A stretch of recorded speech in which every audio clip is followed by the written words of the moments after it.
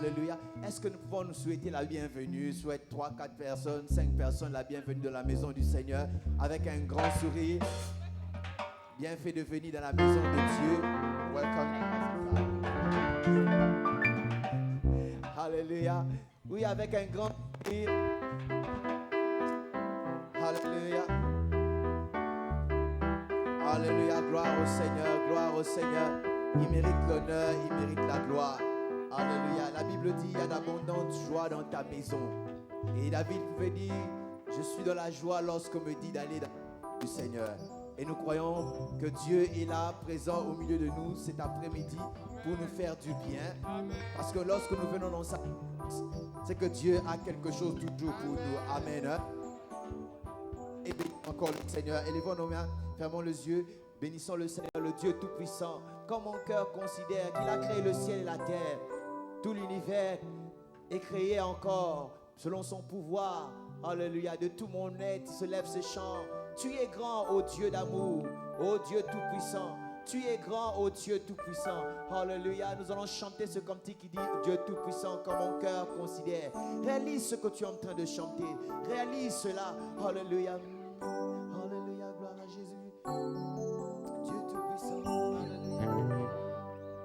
Dieu Tout-Puissant, comme mon cœur considère tout l'univers créé. Réalise ce que tu es en train de chanter.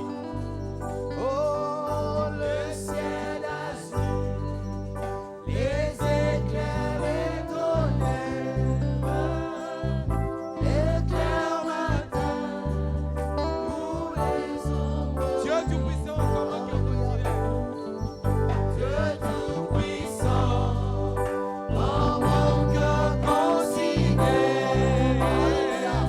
tout l'univers créé par son pouvoir. Les cieux d'azur, les éclairs de tonnerre, l'éclair matin pour les ombres du soir. Alors mon cœur se lève chant. Dieu Tout-Puissant, que tu es grand.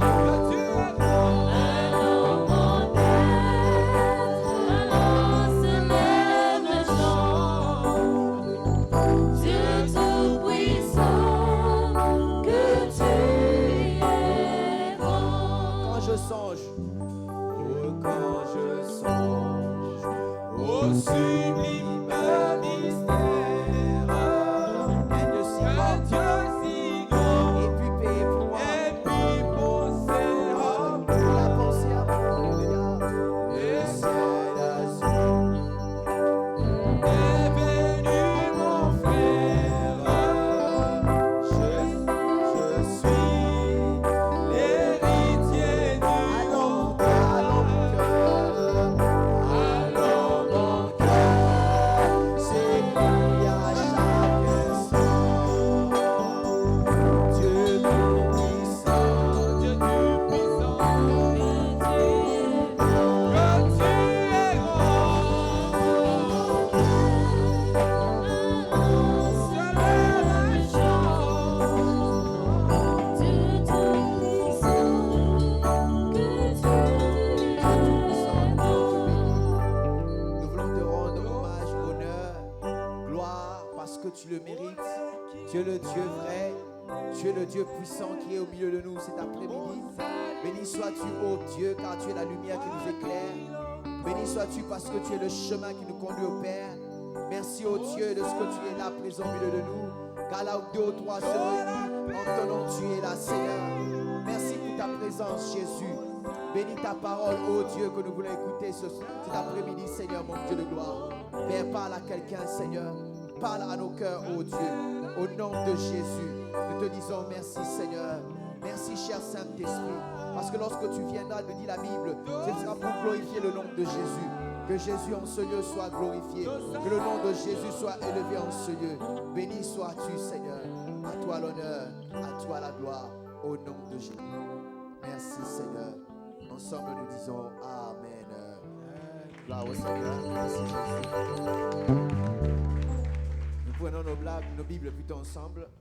Nos Bibles, nous les prenons ensemble. Nous restons debout s'il vous plaît pour la lecture. Juste pour la lecture de la parole, nous restons debout avec nos Bibles. Nous l'ouvrons dans le livre de Jean 12.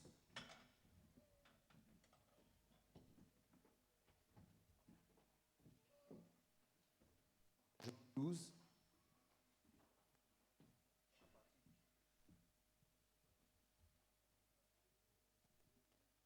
Jean 12, à partir du verset 23 jusqu'au verset 27. Nous allons tous ensemble lire plutôt à haute voix. Fais un effort pour entendre ce que tu es en train de lire et pourquoi pas pour que ton voisin entende aussi ce que tu es en train de lire. Jean 12, versets 23 à 24. Ceux qui n'ont pas de Bible peuvent regarder sur l'écran et ils peuvent lire à haute voix avec tout le monde. À 3, nous lisons. 1, 2, 3. Jésus leur répondit: l'heure est venue où le Fils de l'homme doit être glorifié. En vérité, je vous le dis, si le grain de blé qui est tombé en terre ne meurt, il reste seul. Mais s'il meurt, il porte beaucoup de fruits. Celui qui aime sa vie la perdra, et celui qui hait sa vie dans ce monde la conservera pour la vie éternelle. Si quelqu'un me sert, qu'il me suive. Et là où je suis, là aussi sera mon serviteur. Si quelqu'un me sert, le Père l'honorera. Maintenant, mon âme est troublée. Et que dirais-je? Père, délivre-moi de cette heure. Est-ce qu'on peut répéter encore ce paragraphe? Mais c'est pour cela que je suis venu jusqu'à cette heure. Nous disons merci Seigneur, bénis ta parole. Amen. Reprenons nos places. Gloire au Seigneur. Nous disons merci à Dieu, merci au pasteur. Encore une fois. Et merci à nous tous qui sommes venus pour écouter la parole de Dieu. Amen. Et le thème que nous allons partager ensemble cet après-midi, nous l'avons intitulé « Vivre, et mourir ». Vivre et mourir. Vivre et mourir. Alléluia. Je disais vivre et mourir. Vous pouvez m'aider à dire cela à votre voisin. Vivre et mourir. La première étape, nous vivons, et la deuxième étape, nous faisons quoi? Nous mourrons. Amen. Amen. La Bible nous dit dans le livre d'Éphésiens 2, verset 10, que nous sommes son ouvrage ayant été créés en Jésus-Christ pour les bonnes œuvres que Dieu a préparées d'avance afin que nous les pratiquions. Nous sommes son ouvrage en Jésus pour, n'est-ce pas, accomplir les bonnes œuvres que Dieu a préparées d'avance, afin que vous et moi, nous puissions les accomplir. Nous sommes en train, n'est-ce pas, de parler du service. Et notre verset de base, nous le savons, nous pouvons le réciter ensemble. Exode 23, verset 25, qui dit « Vous me servirez, moi je ferai quoi? Je vous bénirai. » Et notre, n'est-ce pas, cette année, notre thème plutôt, peut nous pousser, n'est-ce pas, dans le service et pour servir Dieu. Vous savez, nous sommes créés par Dieu et pour Dieu.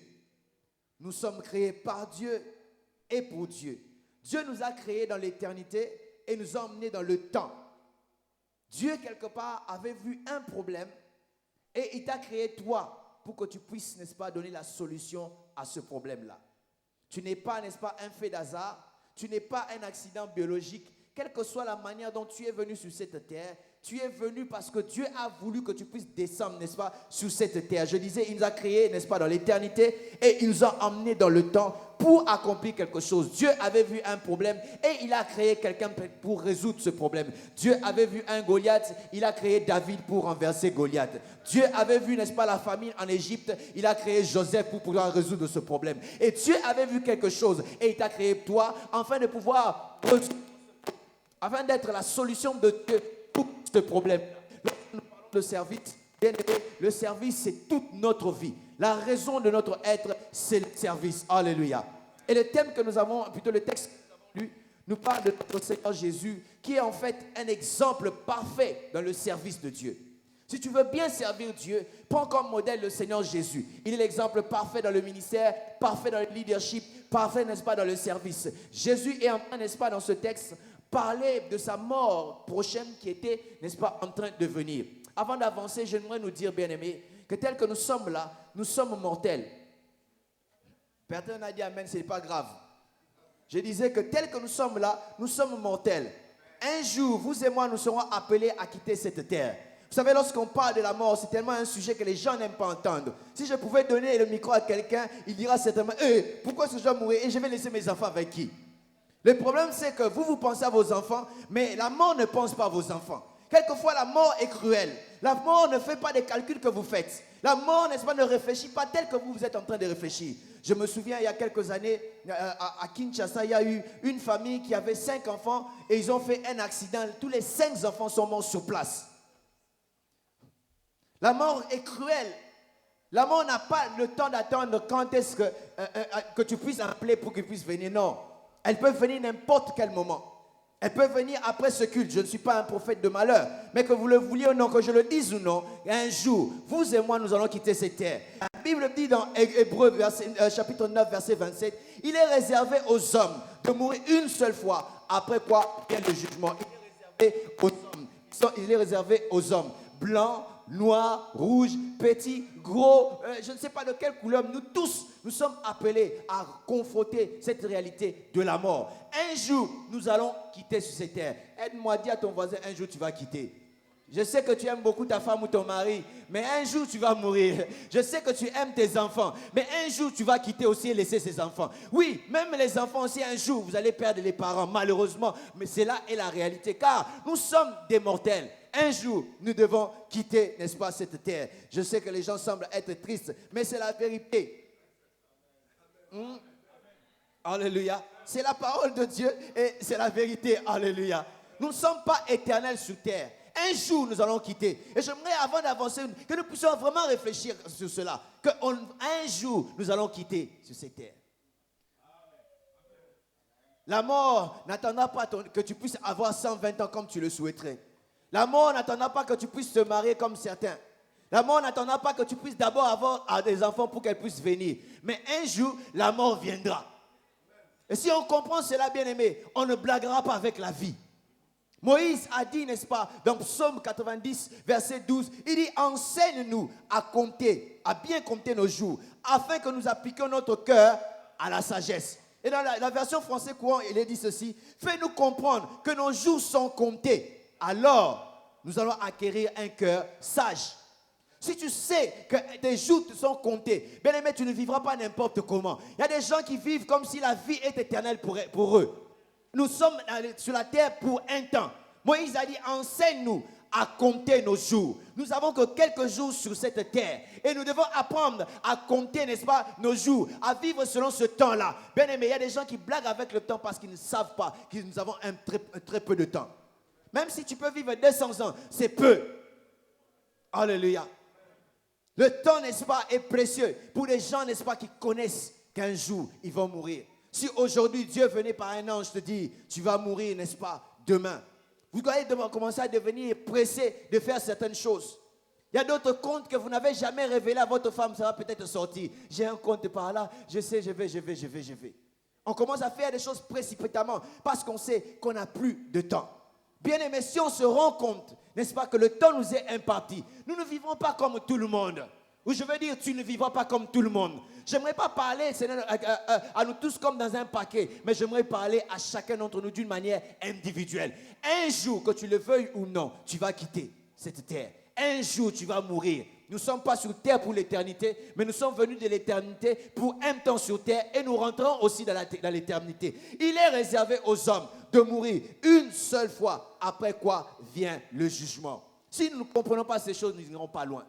Moïse a dit, enseigne-nous et nous allons acquérir un cœur sage. Nous allons agir comme sages. Et je me souviens, et cela je le pose avec ce passage que nous trouvons dans Luc 12, versets 20 à 21, où Jésus est en train de parler d'un homme qui avait beaucoup de biens. Sa récolte avait produit. Et cet homme va dire ceci, il dit, oui, parce que j'ai beaucoup produit, j'ai amassé, qu'est-ce que je vais faire? Je vais, n'est-ce pas, bâtir Je vais construire de grands greniers et je mettrai là tous mes biens et je dirai, mon âme, réjouis-toi, réjouis-toi. Et Dieu lui dit, insensé que tu es, ne sais-tu pas que ton âme te sera redemandée cette nuit même? Il y a des gens qui vivent n'importe comment parce qu'ils ne savent pas qu'un jour, ce jour-là peut-être aujourd'hui, ce jour-là peut-être l'instant où je suis en train de parler, quelqu'un peut mourir et partir comme cela. On se comporte en désordre, on vit n'importe comment parce qu'on ne sait pas qu'on mourra. Bien aimé, je le répète, la mort est imminente pour chacun d'entre nous. Un jour, nous allons quitter cette terre. Un jour, nous allons, n'est-ce pas, rentrer dans l'éternité. Car la Bible dit, il est réservé aux hommes de mourir combien de fois? Une seule fois. Je dis une seule fois. Et après quoi? Vient le jugement. Que Dieu nous aide à comprendre, n'est-ce pas, à compter nos jours. Bien aimé, ce qui est important, ce n'est pas le nombre de jours que tu as vécu sur terre, mais comment tu as vécu, n'est-ce pas, ces jours sur terre. Je prie Dieu que je ne puisse pas avoir seulement une quantité de vie, mais une qualité de vie. Lorsque je vois mon Seigneur Jésus, il a vécu que 33 ans et demi. S'il était ici, beaucoup d'entre vous, ils vont vous appeler les yayas. Ça veut dire des grands frères et des grandes sœurs. Mais il a vécu 33 ans et demi. Mais quel impact il a laissé sur terre? Même les gens qui ne l'aiment pas, aujourd'hui, ils comptent leur date à partir d'avant Jésus et après Jésus. 33 ans et demi. Comme pour dire, bien aimé, on n'a pas besoin de vivre longtemps. On peut laisser un impact même en vivant peu de temps. Il y a toujours une histoire, je ne sais pas si je l'ai déjà raconté ici, dans ma famille, quand on se retrouve, nous tous, on raconte cette histoire. Ça, c'est l'histoire d'un moustique, s'il vous plaît. Un jour, nous étions au salon, n'est-ce pas, en train de suivre la télé. Et il y avait un moustique qui était en train de défiler. Ma grande sœur va suivre le moustique pour pouvoir l'écraser. En cherchant à l'écraser, il va toucher une statuette qui va tomber sur mon grand frère. Et mon grand frère s'est fâché, nous tous nous rigolions. Là, le moustique est mort il y a des années, mais l'histoire se raconte aujourd'hui du haut de cette chair. Si un moustique peut laisser une histoire, à combien plus forte raison vous et moi? Ouais. Un seul moustique laisse l'impact. Les gens sont en train de mourir là-bas par la malaria à cause des moustiques. Il laisse l'impact, des traces. À combien plus forte raison, vous et moi? Si nous comprenons que nous allons quitter, bien aimé, nous allons mener une vie non seulement en visant la quantité de vie, mais la qualité de vie. Jésus était, n'est-ce pas, en train d'aller mourir. Et il comprenait qu'il commençait, n'est-ce pas, à mourir. Et commençait, n'est-ce pas, à dire déjà à ses frères. Je me rends compte que cette histoire, n'est-ce pas, de la vie sur terre est une histoire individuelle. Nous pouvons être avec des amis, des frères que nous aimons, mais nous n'avons pas le même destin. Même si nous sommes nés le même jour, nous ne quitterons pas la terre le même jour. Même si nous nous aimons. Voilà pourquoi je dis, si tu as des amis qui t'éloignent de Dieu, bien aimé, laisse-les et viens dans le Seigneur. Parce qu'ils n'ont pas le même destin que toi. Il y a d'autres personnes, ils peuvent t'éloigner de Dieu. Toi, tu meurs, tu vas en enfer. Mais lui, après, il reçoit, n'est-ce pas, le Seigneur et il va au ciel. Quelqu'un nous disait, au ciel, il y aura 3 sortes d'étonnements. Et en enfer aussi, il y aura 3 sortes d'étonnements.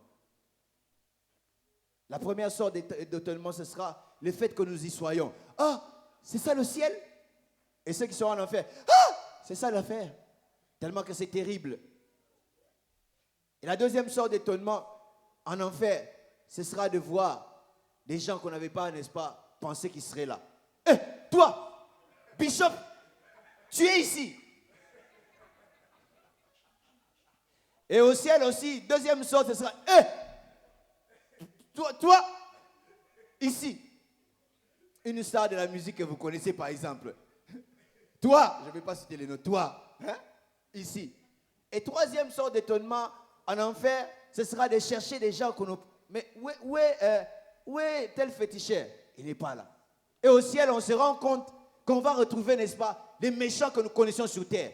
Pourquoi? Parce que là où ils sont, vous et moi, nous ne sommes pas là.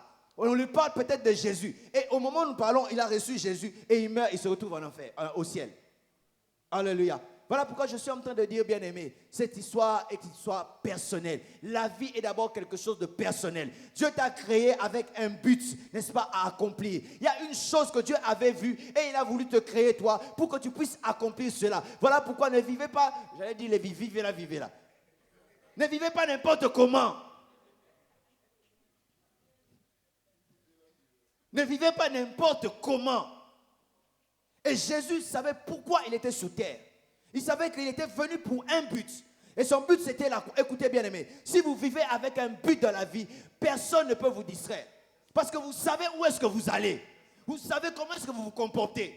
Alléluia. Le problème, c'est que les gens ne vivent pas avec des buts, ou ils ne connaissent pas le but pour lequel Dieu les a créés. Lorsque nous parlons de but pour lequel Dieu nous a créés, c'est ce qu'on appelle en d'autres termes la vision. Le but pour lequel Dieu t'a créé, quand tu le découvres, c'est ce qu'on appelle la vision. La vision, c'est la découverte du but de ton existence. Pourquoi j'existe?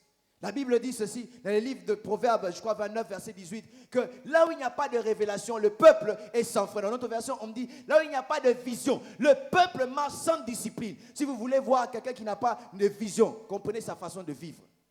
Et vous comprendrez que cette personne n'a pas de vision. Je disais que la mort viendra, mais si tu ne connais pas le but de ton existence, parce que le problème c'est quoi? Pourquoi est-ce que je suis venu sur terre? Si je vais mourir, pourquoi est-ce que Dieu m'a envoyé? Découvre d'abord la raison pour laquelle Dieu t'a envoyé. C'est comme ça que tu vivras bien et tu mourras bien. Je ne sais pas qu'en est-il de vous, mais j'aimerais vivre fullement, je vais dire pleinement, et mourir comme Jésus avec cette phrase, tout est accompli. Ne pas mourir sans laisser les choses. Je me souviens d'une histoire qui peut vous faire rire, je ne sais pas si je l'ai racontée encore. Un homme, n'est-ce pas, était tellement grand, tellement gros. Et il est mort. Il n'y avait pas de cercueil de sa taille. Et les cercueils qu'on trouvait, soit c'était gros, pas trop long, soit long, pas trop gros. Et finalement, ils ont trouvé un cercueil qui était gros, mais pas assez long. Et les gens de la famille se posaient la question, qu'est-ce qu'on va faire maintenant? Qu'est-ce qu'on va faire? Il y avait quelqu'un qui était en train de penser, il dit, à couper les pieds, c'est même été. Et le mort s'est réveillé. Les affaires de nos familles, ça te regarde, et puis il est mort encore. Ça, c'était pour faire rire seulement. Alléluia. Bien aimé, je dis, mourir une vie pleine, avec cette phrase, tout est accompli. Au moins, j'ai fait quelque chose. Au moins, j'ai accompli ce pourquoi Dieu m'a envoyé. Vous savez, bien aimé, la Bible dit, après la mort vient le jugement. Lorsqu'on parle de jugement, ça veut dire, nous serons, n'est-ce pas, aller rendre compte de ce que nous avons été et de ce que nous avons fait. Tout ce que nous sommes en train de faire, nous rendons compte un jour. Dieu nous a envoyés pour un service. Imaginez-vous, n'est-ce pas, quelqu'un que vous engagez au travail, qui s'amuse n'importe comment, qui fait tout ce qu'il fait, mais il ne sait pas, et un jour, il y aura des comptes. Si cette personne sait qu'il y aura des comptes, elle va se redresser et vivre normalement, préparer tout comme il faut parce qu'il y a des comptes à rendre. Jésus vivait avec un objectif. Il savait que j'allais quelque part à la croix. Et c'est comme ça qu'il ne se laissait pas aller. La Bible dit, un jour, on l'a pris pour faire de lui roi. Si c'était peut-être vous et moi, on allait accepter. Il a dit, non, je ne suis pas venu pour ça. Vous savez, quelquefois, il y a certaines choses que nous appelons bénédictions qui ne sont pas bénédictions. Ça vient pour nous distraire. Il n'était pas venu pour devenir roi sur terre. Mais la Bible dit, on l'a pris pour faire de lui un roi. C'est comme ça que Jésus ne faisait pas des parkings autour de ses expériences. Quand il a guéri un aveugle, il n'a pas croisé les bras. Il savait, non. Ce n'est pas pour ça seulement que je suis venu. C'est une réussite, c'est bien. Mais je suis en train d'aller quelque part. C'est comme ça, lorsque les gens n'ont pas de but, à cause d'une réussite, ils s'arrêtent. Oh, il faut avancer. Il faut avancer, aller jusqu'au bout. Imaginez-vous, nous sommes en train de jouer un match de football, on marque un seul but et on croise les bras. On ne fait plus rien.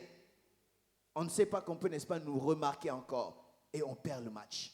Et du reste, lorsqu'on parle de péché, le mot péché, étymologiquement parlant, veut dire manquer le but. En d'autres termes, ces gens qui vont se retrouver en enfer, ce sont ceux-là qui ont manqué le but de leur existence sur terre. Voilà pourquoi, n'est-ce pas, ils se retrouvent en enfer. Alléluia. Le but de notre existence, on manque cela, c'est comme ça, on se retrouvera en enfer. Parce qu'on a manqué le but. C'est ça le péché. Voilà pourquoi je dis, en tant que chrétien, ça ne sert à rien de faire ça, c'est un péché. Faire ça, c'est un péché. Le problème, ce n'est pas savoir si c'est un péché ou non. Pourquoi est-ce que tu peux faire ça? Parce que la même chose que moi, je peux faire, peut être un péché pour toi et pas un péché pour moi. Tout dépend de la raison aussi. Vous savez, Dieu a épargné David, alors que David avait tué, mais il a, n'est-ce pas, condamné Saül, alors que Saül avait épargné un homme. Est-ce que Dieu est injuste? Non, c'est seulement question de but. Et quand nous ne connaissons pas le but de nos vies, c'est alors que, n'est-ce pas, nous manquons la mission pour laquelle Dieu nous a envoyés sur terre. Je continue encore à dire que Dieu nous a envoyés pour une mission. Aide-moi à dire à ton voisin que tu es là pour quelque chose. Tu es là pour accomplir une mission que Dieu t'a envoyée. Tu n'es pas là par hasard. S'il vous plaît, dites à votre voisin que vous êtes là pour quelque chose. Ne vivez pas seulement comme ça. Dieu ne perd pas, n'est-ce pas, l'oxygène qu'il vous donne pour rien. À chaque matin, chaque jour, comme Dieu nous donne l'oxygène, c'est parce qu'il s'attend de quelque chose de notre part. Voilà pourquoi il investit en nous. Dieu ne peut jamais perdre son investissement pour lui. Voilà pourquoi la Bible dit, pour tous ceux qui vivent, il y a encore de l'espérance. Lorsque tu as encore de souffle, cela montre, il y a des choses qui t'attendent quelque part. Je dis à quelqu'un ici, je ne sais pas qu'est-ce que tu traverses. Puisqu'il y a encore les souffles de vie, cela veut dire que tu peux encore espérer. Tu peux espérer d'être béni et de faire les choses que tu as appelé à faire. Alléluia. Tant que tu ne vis pas de points, même si tu es malade, même si tu es tombé évanoui, que les gens ne se moquent pas de toi. Que les gens ne se moquent pas de toi quand tu es évanoui. Quand tu te réveilles le matin, tu respires, tu dis, il y a encore de l'espérance. C'est que je peux faire quelque chose. Et tu ne vas pas vivre n'importe comment. Il est temps, bien aimé, que nous puissions comprendre. Lorsque je regarde les gens qui ont laissé une histoire sur terre, ils n'ont pas vécu leur vie n'importe comment. Pour eux, ce qui était important, ce n'était pas de vivre, mais c'était ce qu'ils devaient accomplir. Si ce n'est pas la vision que Dieu t'a donnée, le but n'est pas ta raison de mourir. Bien-aimé, tu n'iras jamais loin dans la vie. Aujourd'hui, nous parlons de Martin Luther King. Quelqu'un qui a laissé un grand nom, qui a fait de grandes choses. À un moment, je lisais son livre, je me suis rendu compte, à un moment, il n'avait plus peur de tous les honneurs.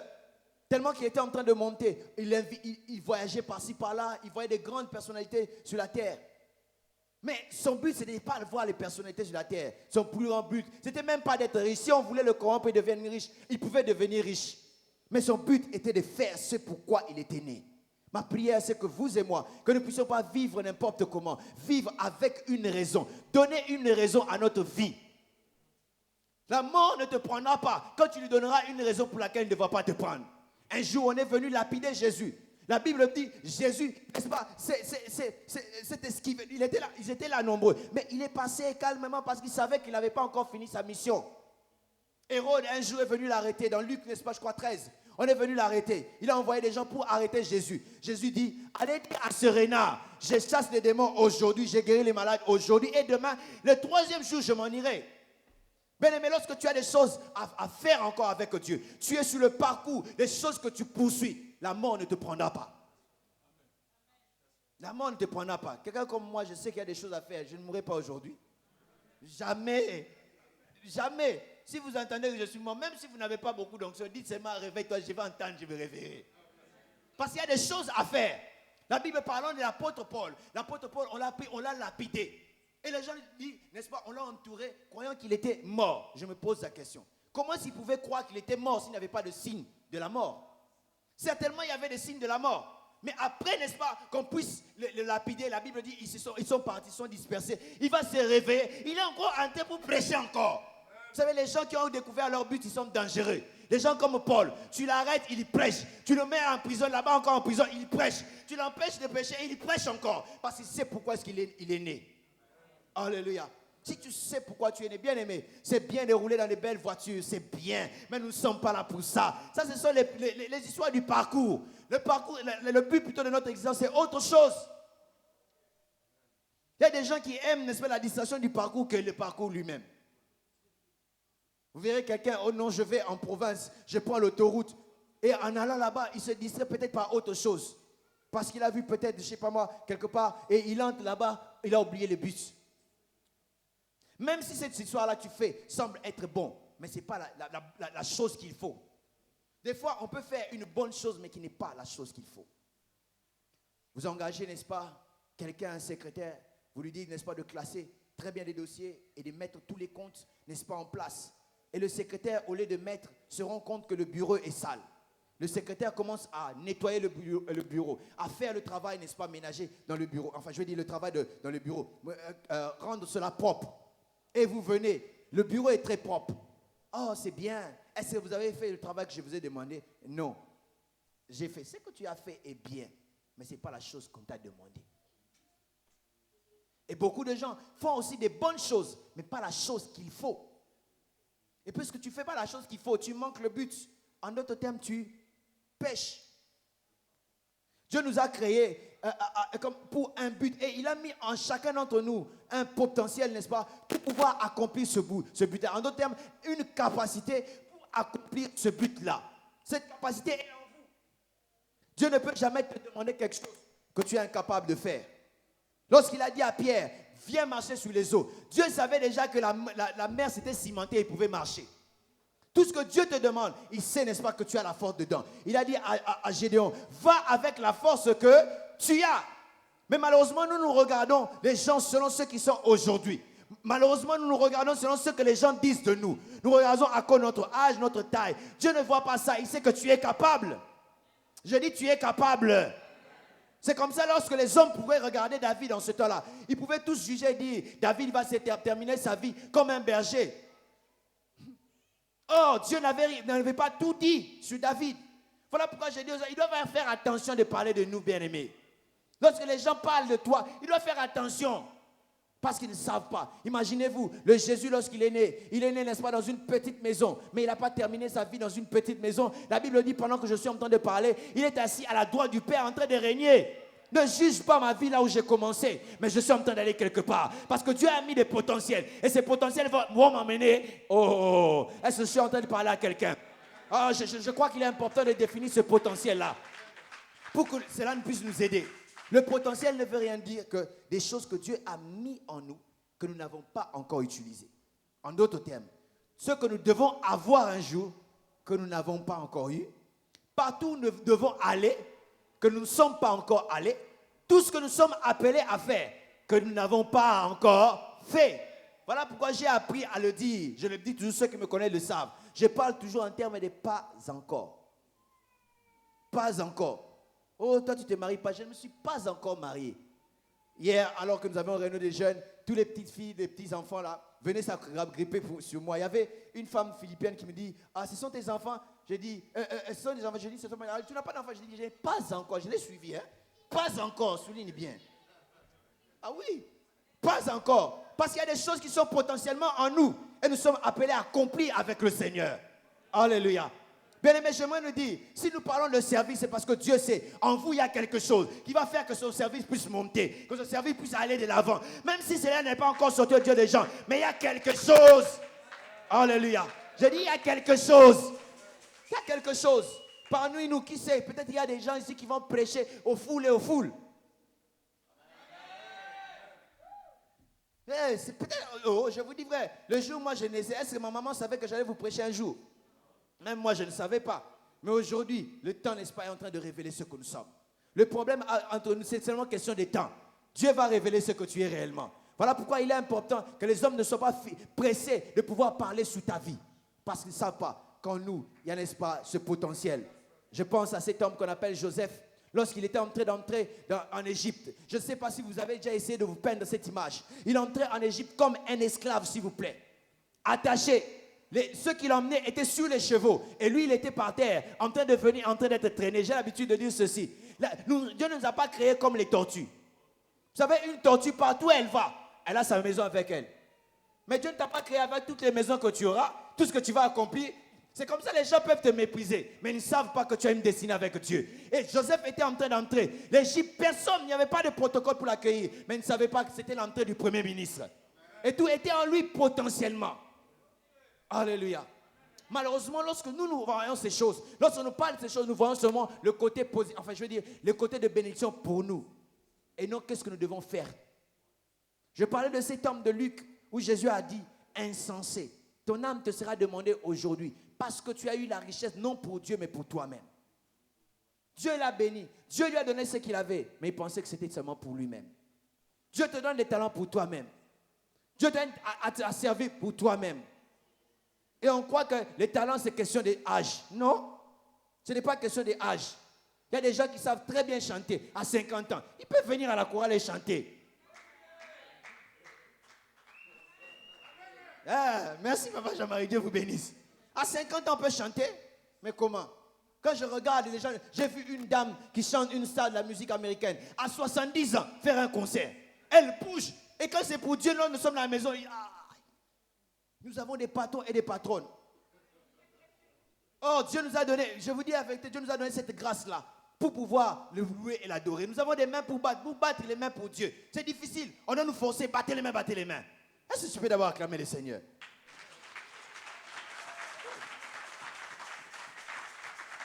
Dieu nous a donné ces choses.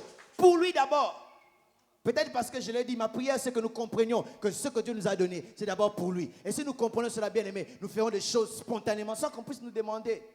Quelqu'un qui a le but de son existence, il ne fait pas les choses comme les autres, il fait avec empressement. Parce qu'il sait que je suis en train d'aller quelque part. Ça va venir, avant que le temps arrive, je suis en train de faire. Avec empressement, avec zèle, avec passion. Que les gens qui ne font pas les choses avec passion. Prier, tu pries comme l'aventure. Tu oublies que la prière dépend aussi de toi. Quand il faut prier, on prie, surtout les gens qui parlent français. Entendu que, vu que Seigneur, tu vois que nous, on cherche des belles phrases, on les prier comme il faut, bien-aimé. Dieu n'est pas impressionné par les paroles que nous disons, bien-aimé. Dieu voit notre cœur. Que nous puissions servir Dieu avec passion. Parce que je sais que je vais quelque part. Vous allez vous rendre compte qu'il arriva à Jésus un jour. Il avait tellement faim, il était fatigué devant un puits plutôt. Et une femme était en train de venir.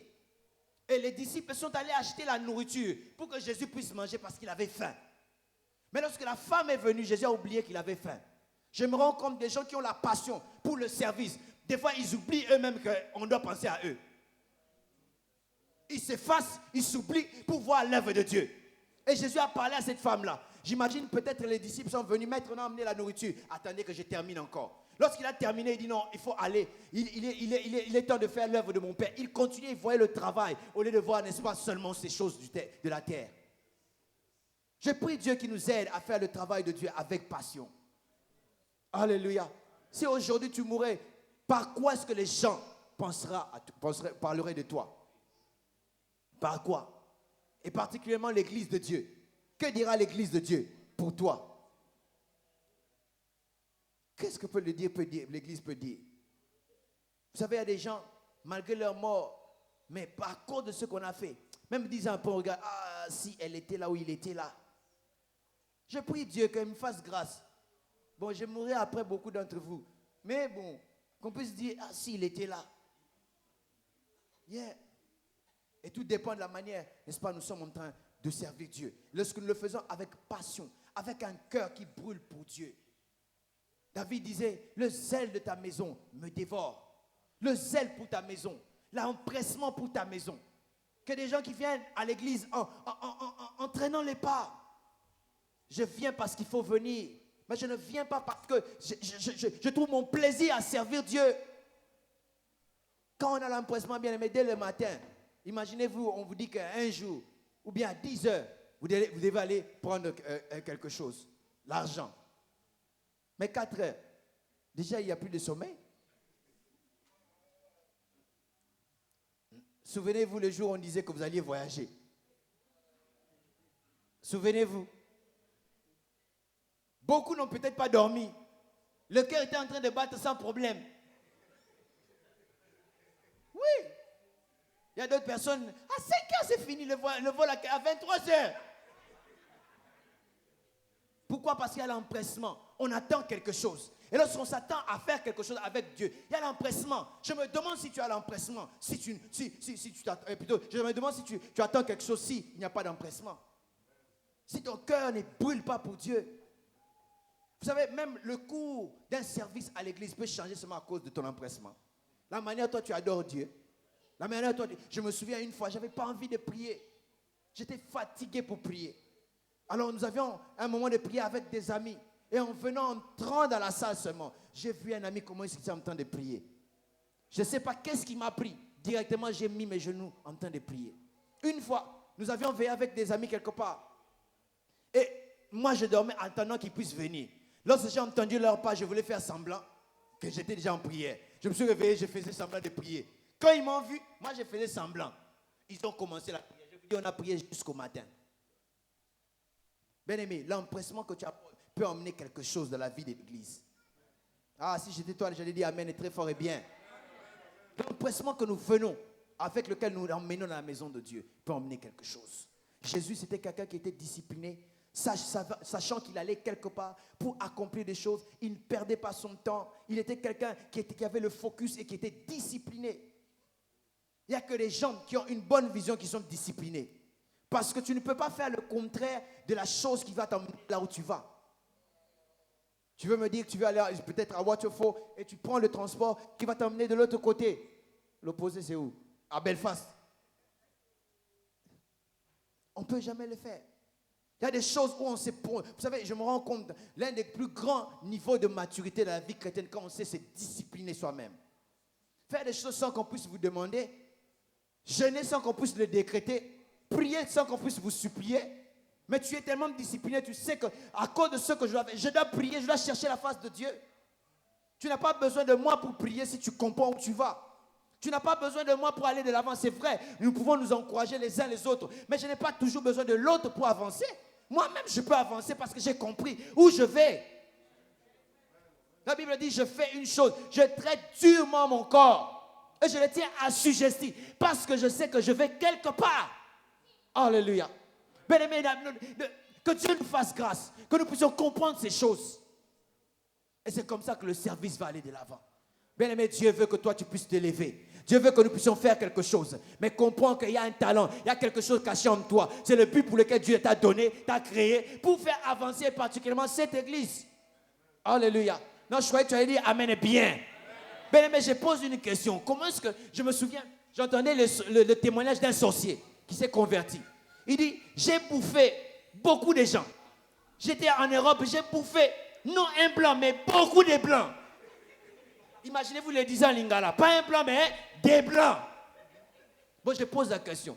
Combien de blancs, toi, tu as déjà gagné? Combien nous avons déjà gagné? Ma prière est que nous ne puissions pas gagner un blanc, mais que nous puissions gagner des blancs.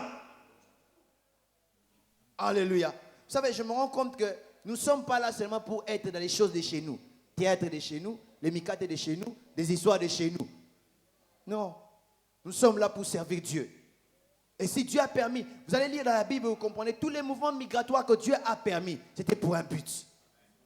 Et si Dieu a permis les mouvements migratoires pour que nous puissions venir ici, c'est aussi un but. Découvrons le but et on ne perdra pas le temps. On travaillera sérieusement pour Dieu. Et Dieu sera du haut du ciel en train de nous acclamer. Vous savez, il y a des choses qui ne font pas lever Dieu parce que Dieu ne voit pas l'empressement que tu as. Imaginez-vous Étienne, alors qu'on était en train de lapider. Pendant qu'on le lapidait, et il parlait encore des choses de Dieu. Et Dieu du haut du trône, la Bible dit, il est assis, mais ce jour-là, il s'est levé. Bien-aimé, tu veux que Dieu se lève. La Bible dit, n'est-ce pas, mon Rédempteur se lèvera le dernier. Tu peux le faire lever assis avant à cause de ton empressement pour le travail. La manière dont, n'est-ce pas, tu es prêt de servir le Seigneur détermine, n'est-ce pas, les bénédictions aussi que tu auras. Vivre et mourir. Tu vas mourir, mais comment tu vis? Si Dieu fait grâce, prochainement, on parlera de mourir pour vivre. Vivre d'abord, mais comment tu vis? Quelles sont les raisons de ta vie? J'ai entendu quelqu'un qui disait, si je suis né, c'est pour te louer, c'est pour te servir. Est-ce que nous pouvons le dire? C'est pour te servir. Avec un cœur passionné pour le Seigneur, une vie disciplinée pour aller quelque part. Et dans ce texte, Jésus est en train de parler. Il dit non, je commence à aller où je dois aller. Alors que si vous lisez bien, il était dans le sommet de son ministère. En ce temps-là, on parlait de Jésus. Il venait d'accomplir le miracle de Lazare. Il a ressuscité l'un des plus grands miracles que Jésus, si pas le plus grand miracle que Jésus a accompli dans son temps. C'était la résurrection de Lazare. Et il était au sommet. Mais il parle encore de la mort. Il dit non. Ce que j'étais venu faire commence à s'accomplir. Et lorsqu'il est allé à croix, il a dit, tout est accompli. En d'autres termes, je n'ai rien laissé. Et lorsque j'aurai des comptes à rendre, on posera la question, est-ce que tu as fait ce que tu devais faire? Oui, je l'ai fait. Comme il faut? Oui, je l'ai fait comme il faut.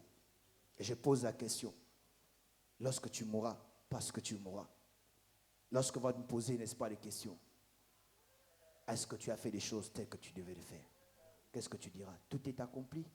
Ou plutôt tu diras, en train de balbutier, j'ai des raisons. Oh, tu vois, c'était l'autre là, quand j'ai commencé à servir Dieu, il dit, toi tu veux montrer quoi? Directement, ça m'a découragé. Et on te donnera les exemples des gens aussi qu'on a insultés en servant le Seigneur. Je parlais avec les jeunes hier. Je leur dis que jamais je vous mentirai si je vous dis qu'on ne se moquera pas de vous. Les gens se moqueront de vous parce que vous servez Dieu. On va vous donner beaucoup de noms parce que vous servez Dieu. Mais parce que c'est la raison pour laquelle nous avons été créés. Nous allons le faire. Mais c'est seulement au trône le dernier jour, on verra l'importance de ce pourquoi Dieu nous a créés. Un homme, on lui a donné, n'est-ce pas, des talents. Nous connaissons l'histoire, je termine par là. Et avec ses talents, il est allé planter cela, cacher cela. Et Dieu lui pose la question, pourquoi tu n'as pas fait comme les autres? Il dit, non, moi j'avais peur. À cause de ma peur, je n'ai pas pu. Je n'ai pas pu. À cause de la peur, je n'ai pas pu avancer. Je n'ai pas pu faire avancer ton œuvre. À cause de la peur. Que Dieu nous aide à dépasser cette peur, à le servir. Je répète, un jour nous quitterons cette terre. Et pourquoi nous vivons? Nous allons baisser nos têtes et prier le Seigneur.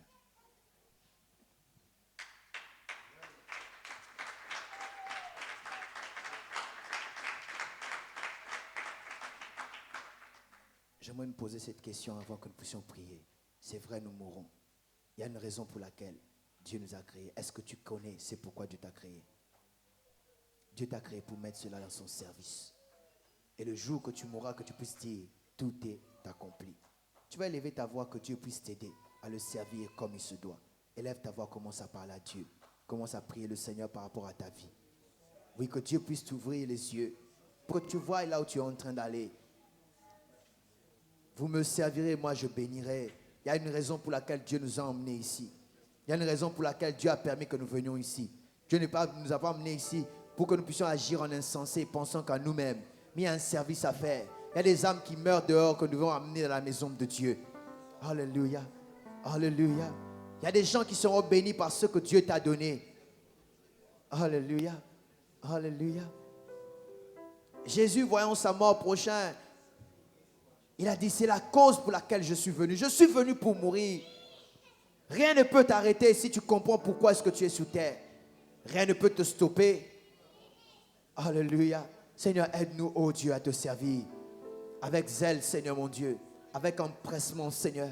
Avec passion, oh Dieu de gloire. Nous voulons être capables de dire comme le psalmiste, les ailes de ta maison me dévorent, oh Dieu. Aide-nous, Seigneur, notre Dieu de gloire, parce qu'un jour, tu viendras nous prendre, Seigneur, mon Dieu. Nous sommes que des voyageurs sur cette terre. Nous sommes en train de passer, Seigneur. Nous ne resterons pas éternellement sur terre. Tu viens nous prendre, oh Dieu. Seigneur, fais-nous grâce, fais-nous grâce, fais-nous grâce, Seigneur, fais-nous grâce. Seigneur, fais-nous grâce. J'ai besoin de toi. Seigneur, j'ai besoin de toi. J'ai besoin de toi. Seigneur, j'ai besoin de toi. J'ai besoin de toi. Seigneur, j'ai besoin. Oh, j'ai besoin de toi. J'ai besoin de toi. Seigneur, j'ai besoin. Oh, j'ai besoin de toi.